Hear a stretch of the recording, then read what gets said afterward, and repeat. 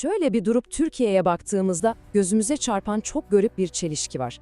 Yemyeşil ormanları, o zengin tarihiyle bildiğimiz bir ülke nasıl oluyor da giderek çölden doğmuş bir mimari tarzı benimsiyor? Gelin şimdi bu ilginç paradoksun ardında yatan sosyal ve kültürel dinamikleri birlikte deşifre edelim. Hadi o zaman konunun tam da kalbine inelim. Bütün bu dönüşümün merkezinde yatan ve ilk bakışta mantığa sığmayan o temel soru bu işte.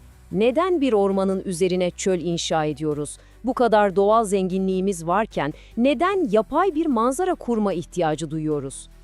Bu durumu anlayabilmek için önce birbirinden gece ile gündüz kadar farklı iki yapı kurma felsefesine bakmamız lazım.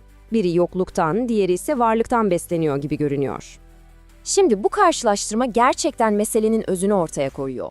Bir tarafta Körfez modeli var. Yani boş çöl manzaraları üzerine hipergerçeklikler yaratan, yokluktan var etme zorunluluğundan doğan bir mimari. Diğer yanda ise bu modelin Türkiye'ye uyarlanması var. Ve bu uyarlama var olanı silen, ormanı tüketen bir mimariye, adeta bir silme mimarisine dönüşüyor. Yazar Tarık Çelenk bu çelişkiyi bu müthiş gözlemiyle o kadar net özetliyor ki, yani bir tarafta bir mecburiyet var, diğer tarafta ise bir zenginliğin adeta bile isteye yok edilmesi söz konusu. Peki bu trendi ne tetikliyor? Hangi zevk, hangi estetik anlayışı bizi buraya getirdi? İşte sosyologlar buna özel bir isim veriyor. Her şey kiç kavramıyla başlıyor aslında, yani zevksizliğin, taklidin estetiği. Türkçe'de bunu en güzel karşılayan ifadeler ne olabilir diye düşünürsek, akla hemen duygusal ucuzluk ya da basma kalıp estetik geliyor. Ve işte bu bizi meselenin tam merkezindeki kavrama getiriyor. İslami kiç. Bu ne demek? Bu, dini sembollerin ve değerlerin alınıp tüketim kültürünün bir parçası yapılması demek, estetik derinliği yok edilmiş, abartılı, taklitçi bir üslupla sunulması demek, kısacası kutsal olanın içinin boşaltılıp parlak, gösterişli bir tüketim nesnesine dönüştürülmesi hali. İyi de nasıl oldu da bu estetik anlayışı bu kadar popülerleşti? Cevap, binaların kendisinde değil, o binaları diken zihinlerin sosyolojisinde gizli. İşte tam bu noktada Tarık Çelenk, körfezleşme diye bir kavram ortaya atıyor. Bu sadece binalarla ilgili bir şey değil. Bu, zenginliğin çok hızlı arttığı ama kültürel derinliğin bir türlü oluşamadığı yeni bir seçkin sınıfın zihniyetini anlatan bir kavram. Peki bu zihinsel dönüşümün arkasındaki motor ne?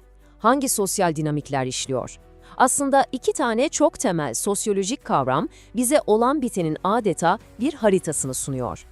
Şöyle düşünün, ilk olarak Thorstein Veblen'ın o meşhur gösterişçi tüketim dediği şey yaşanıyor. Yani yeni bir sınıf zenginleşiyor ve bu zenginliği herkese gösterme ihtiyacı hissediyor.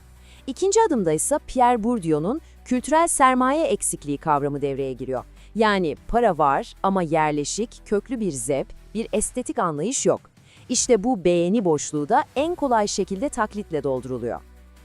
Yani işin özeti şu, yeni bir muhafazakar zengin sınıf doğuyor. Statülerini kanıtlamak istiyorlar. Eski, batılılaşmış elitin zevklerini reddediyorlar ve kendilerine yeni bir statü sembolü olarak da gösterişli, hipermodern körfez estetiğini seçiyorlar. Sonuç mu? Gelenekten değil, safi gösterişten beslenen bir mimari. O ormanı yok eden devasa kule sadece bir bina değil, o yeni bir sınıfın masaya yumruğunu vurup ben de buradayım demesinin betondan bir anıtı. Peki bu zihniyet yaşadığımız yerleri, şehirlerimizi fiziksel olarak nasıl değiştiriyor? Gelin şimdi de bu çok somut sonuçlarına bakalım. Bu eğilim, coğrafyacı Edward Ralph'in yersizleşme diye tanımladığı o acı sürece yol açıyor.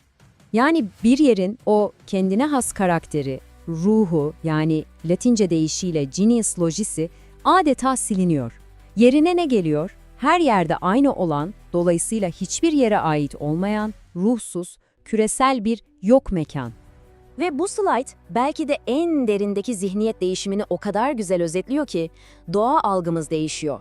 Eskiden korunması gereken kutsal bir emanet olarak görülen doğa şimdi sahip olunacak bir mülke, hatta pencereden seyredilip tüketilecek bir manzaraya dönüşüyor. Tarık Çelenk'e göre bu kuleler aslında modern zamanların kabile totemleri. Yani derin bir medeniyet birikiminden ya da estetik kaygıdan değil, sadece güç ve statü gösterme arzusundan yükseliyorlar. Peki, tüm bu parçaları birleştirdiğimizde elimizde ne kalıyor? Bütün bunlar ne anlama geliyor? Buradan çıkarmamız gereken en temel ders şu: gördüğümüz bu mimari değişim basit bir zevksizlik meselesi falan değil. Bu çok daha derin bir kültürel kimlik krizinin ete kemiğe bürünmüş hali. Ormanların üzerine dökülen beton aslında betonlaşmış zihinlerin bir ürünü. Asıl mesele Tarık Çeling'in adını koyduğu o körfezleşme zihniyeti ve Türkiye'deki yeni muhafazakar seçkinlerin yaşadığı kimlik bunalımı. Gördüğümüz o binalar bu bunalımın sadece bir çıktısı, bir sonucu. Tarık Çelenk'in de dediği gibi ve bu gerçekten de insanın kanını donduran bir tespit, kuleler ne kadar yükselirse medeniyet iddiası o kadar alçalıyor. Ve tüm bu anlattıklarımız bizi en sonda şu can alıcı soruyla baş başa bırakıyor. Bir kültür, kendi köklerinden beslenip, kendi hayallerini yeşertmek yerine başkalarının hayallerini ithal etmeye başladığında aslında neyi ama neyi kaybeder?